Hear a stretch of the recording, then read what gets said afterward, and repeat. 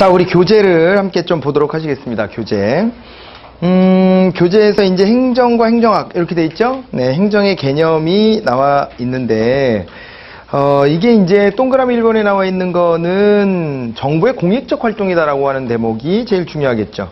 정부의 공익적 활동이다. 이렇게 되어 있고요. 2번은 이제 입법과 사법을 제외한 국가장애다. 아까 이제 상권분립론으로 설명했던 거 있잖아요. 그거에 해당되는 얘기라고 보시면 되는 거고요. 그 다음에 3번에서 나오는 말 중에 중요한 것은 관리기술이라는 말이 있을 거예요. 관리기술. 그게 매우 중요한 겁니다. 관리기술. 요게 이제 경영하고의 유사성을 찾을 때 특히 이런 식으로 접근을 많이 하고요. 우리 이제 파트들 중에서도 뒤에 가서 조직론하고 인사행정론 그리고 이제 뭐 재무행정론 이렇게 나와 있는 부분들은 그게 이제 그 내부 관리, 행정의 내부 관리와 관련된 영역들이에요. 아, 그렇죠. 행정 조직, 그리고 그 안에 사람 배치, 그리고 요거 이제 운영을 하기 위한 그 재정적인 측면, 이거는 행정의 조직의 내부 관리, 요거를 잘하려고 하는 것들 아니겠습니까? 그 뒤에 가서 이제 그런 것도 우리가 공부를 하게 될 것이에요. 됐지요? 자, 이렇게 해서 보시고, 그래서 넓은 의미로 보면, 동그라미 5번에 넓은 의미가 있는데, 넓게 보면은 사행정이란 말도 써요. 거기 보니까 사행정이란 말이 있죠? 관리라는 측면에 공통분모가 있다 보니까, 민간 기업이 경영을 하는 것을 그것도 일종의 행정 아니냐 뭐 이렇게 봐주기도 하는데 별 의미는 없어요. 우리는 이제 좁은 의미로 공적 영역에서 공익을 실현하기 위해서 하는 활동들을 이거를 갖다가 행정이라고 보자. 네. 이게 보편적인 의미가 되는 겁니다. 그래서 5번, 6번은 넓은 의미와 좁은 의미 비교해 놓고 있는 건데 한번 쓱 한번 보시면 될 것 같고요. 그 다음에 이제 괄호 2번에 행정학의 개념 이렇게 나와 있습니다. 그죠? 행정학의 개념. 행정학은 행정현상을 대상으로 연구하는 학문이다. 이렇게 이제 보시면 되고. 넘어가 볼까요? 그 행정학의 이제 특징들이 좀 있습니다. 행정학이 갖고 있는 특징이 있는데, 과학성과 기술성이라는 게 나와 있어요. 과학성과 기술성. 요거는 뭐 간단히 우리 용어들만 좀 체킹하면서 지나가시면 될 텐데, 과학성이다 이렇게 얘기를 하면 말이에요. 과학성은 객관적인 연구를 하는 것을 말하는 거죠. 자, 여러분 요거 한번 얘기해 보자고요. 앞에 여기를 지우고 한번 해볼까?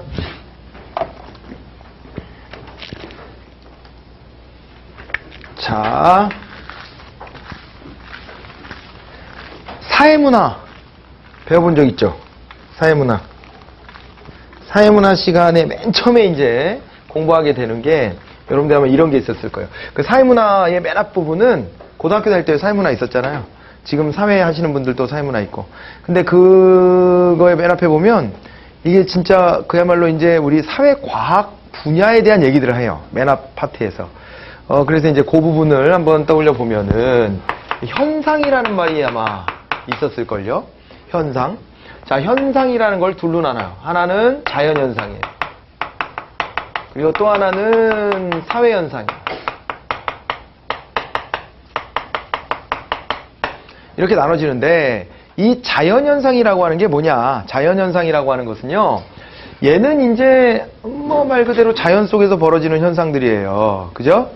자연 속에서 벌어지는 인간의 행위가 전제되지 않은 자연의 법칙에 따라서 움직여지는 현상들입니다. 이런 현상들인데, 이 자연현상 같은 경우는 말이죠, 얘는 항상 인과관계가 확실해요. 얘는 있잖아요. 자연현상은 법칙성이 있어요. 법칙성이 있고 인과관계가 매우 뚜렷하다 이렇게 볼 수 있죠. 그죠? 법칙성이 있고요. 인과관계가 매우 뚜렷합니다. 뚜렷하고, 그리고 이제 자연현상은 이제 가치의 문제를 그래서 논할 수가 없어요. 여기는 only 뭐만 있냐면 사실의 영역만 있어요. 사실의 영역만 있고요. 그래서 몰 가치성이야. 가치라는 걸 여기서는 말할 게 없어요. 몰 가치성. 이렇게 되는 겁니다. 그런데 이제 그러다 보니까 여기서는 이제 객관성만 있는 거예요. 보편성과 객관성만 있다. 여기까지는 한번 써놓고 가죠. 보편성과 객관성만 있는 겁니다. 딱. 요게 특징이라면 사회현상 같은 경우에는 이거는 법칙이 있을 수도 있고 아닐 수도 있어요.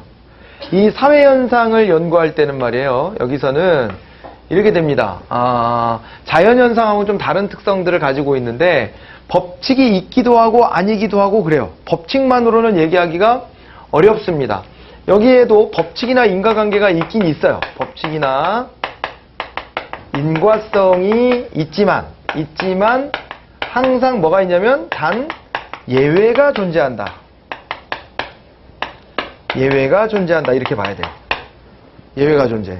법칙이 성립될 수 있지만 예외는 항상 있어요. 그리고 사실의 영역도 있지만은 사실만 갖고 말할 수 있는 게 아니라 플러스 가치의 영역도 논할 수밖에 없단 말이에요. 그래갖고 이 가치와 관련해서는 이제 가치함축성이라는 말을 하죠. 가치함축성. 가치가 이 안에 담겨져 있는 거예요. 그런데 다만 우리가 연구할 때에 따라서는 사실에 조금 더 초점을 맞추고 가치를 좀 죽이고 연구해야 될 때가 있어요. 그럴 때가 있고 어쩔 때는 가치의 영역에 좀 더 포인트를 맞춰서 또 연구해야 될 때가 있습니다. 그래서 여기가 이제 가치 중립성을 확보해야 될 때가 있어요. 가치 중립성이 요구될 때가 있고 그 다음에 이제 가치를 개입을 시킬 때가 있죠. 이건 이제 경우에 따라서 이제 나눠지는 거예요. 가치 함축성은 당연히 있어. 인간 행위는 아주 자잘한 행위들도 뭔가 의미 부여가 되어 있어요. 뭔가 의미 부여가 되어 있어. 그죠? 맞죠? 예를 들어서 어떤 색깔 같은 거에도 의미 부여를 막 하고 그러잖아요.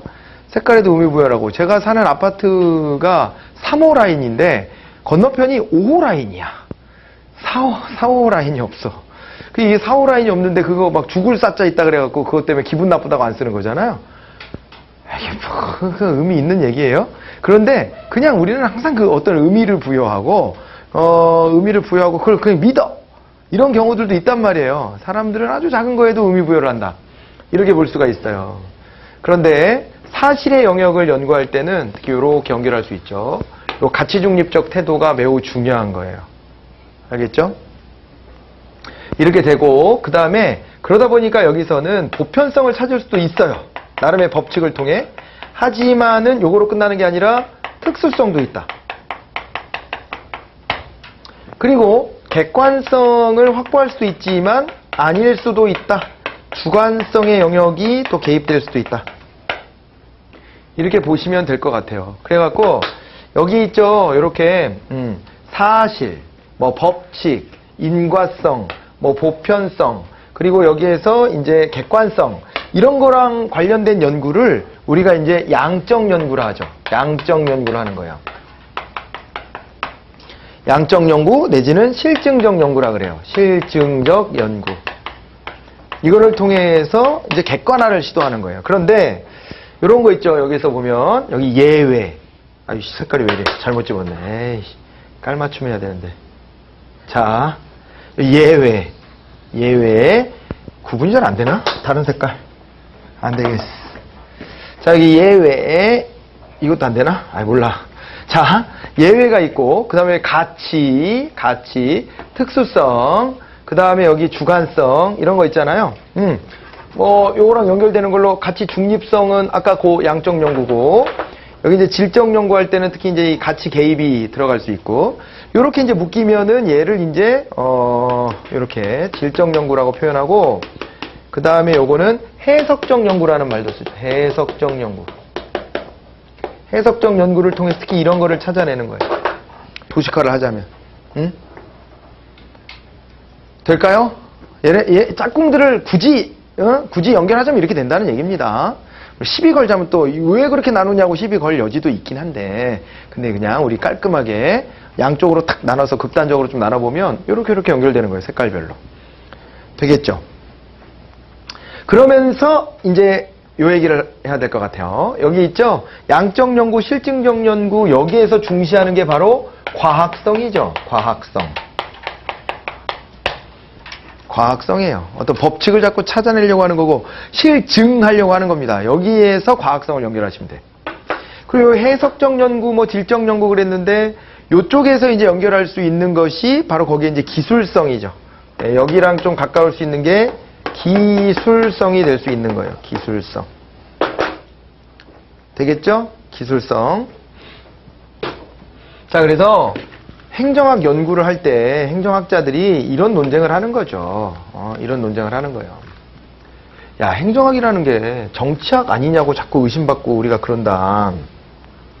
그러고 있으니 행정학의 독자성을 얘기하기 위해서라도 행정학이라고 하는 것이 이렇게 과학적으로 입증된다는 거, 요걸 자꾸 우리가 찾아줘야 되는 거 아니겠냐, 이런 입장이 하나가 있는 거고, 다른 한편에서는 그것도 좋지만은 행정의 영역이라는 것은 국민들의 삶하고 직결되는 것인데, 이 부분에 대해 가지고 현실의 문제를 해결하는데 좀 더 집중해야지, 현실의 문제를 도외시하면서 뭐 과학적으로 이게 이렇더라라는 거를 막 입증해봐야 그 뭔 의미가 있냐, 그게.